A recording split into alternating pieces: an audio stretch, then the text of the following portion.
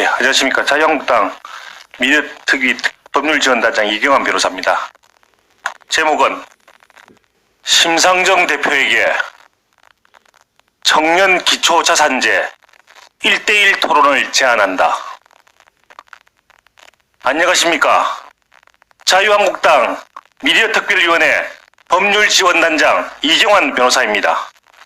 그리고 심상정 대표가 지역구로 있는 고양시갑의 자유한국당 직전 당협위원장이자 이 지역의 출마 예정자입니다.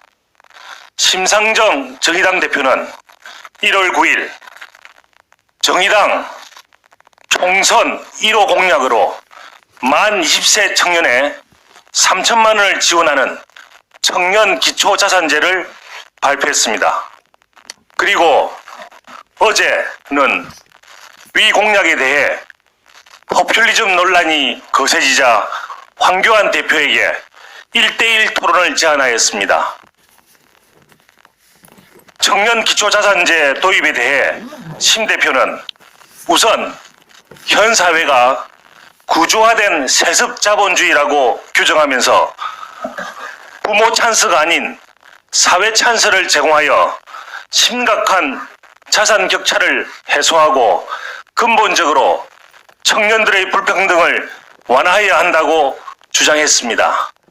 그리고 재원 마련을 위해 상속 증여세 강화, 종합부동산세 강화, 부유세 신설 등 자산세제 강화를 주장하였습니다.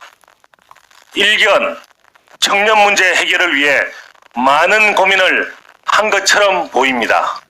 그러나 과거의 역사는 겉이 화려할수록 속은 더 빈, 조금 더 보태면 빈속을 더 깊이 감추기 위해 겉을 더 화려하고 그럴듯하게 포장한다는 원칙을 증명하고 있습니다. 심 대표는 자신의 주장의 합리성을 인정받고 빈 공약이 아닌 실현 가능한 공약으로 인정받기 위해서 다음과 같은 국민들의 의구심에 먼저 답해야 합니다. 첫째, 헌법 정신에 부합하느냐의 문제입니다. 헌법은 사유재산제를 명규하고 있습니다. 그리고 상속제도는 그 사유재산제의 핵심 중의 하나입니다. 그런데 헌법이 인정하고 있는 상속을 굳이 세습이라고 칭하는 이유는 혹시 사유재산제 자체를 인정하고 싶지 않은 건 아닌지 묻고 싶습니다. 둘째, 제대로 된 정책을 위한 최소한의 합리적 근거도 제시하고 있지 못하다는 문제입니다.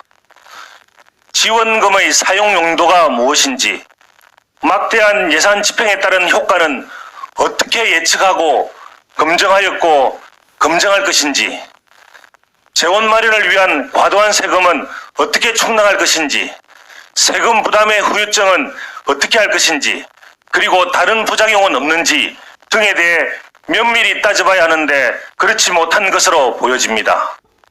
셋째, 또한 심 대표는 4년이라는 의정 기간 충분히 위 공약 도입을 위한 토론을 개최할 수 있는 많은 시간이 있었는데 그 많은 시간을 보내고 왜 총선을 코앞에 둔 이 시점에 발표하는지, 따라서 총선 매표용이라는 포퓰리즘의 대표적 사례라는 비판을 피할 수 없습니다. 이에 대해서는 어떻게 생각하는지 묻고 싶습니다. 이 모든 문제를 포함하여 저는 심상정 정의당 대표에게 무제한 토론을 제안합니다.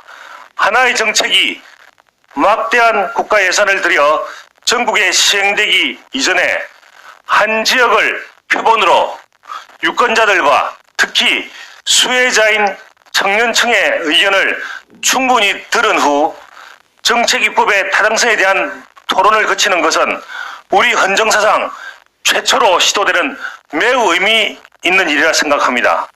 심 대표와 제가 뛸 고양시갑 지역구가 그 정책에 관한 사전 토론의 표본이 되기를 희망합니다.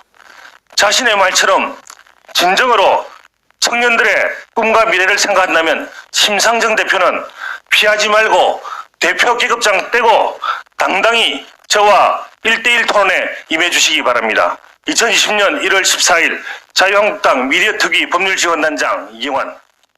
감사합니다.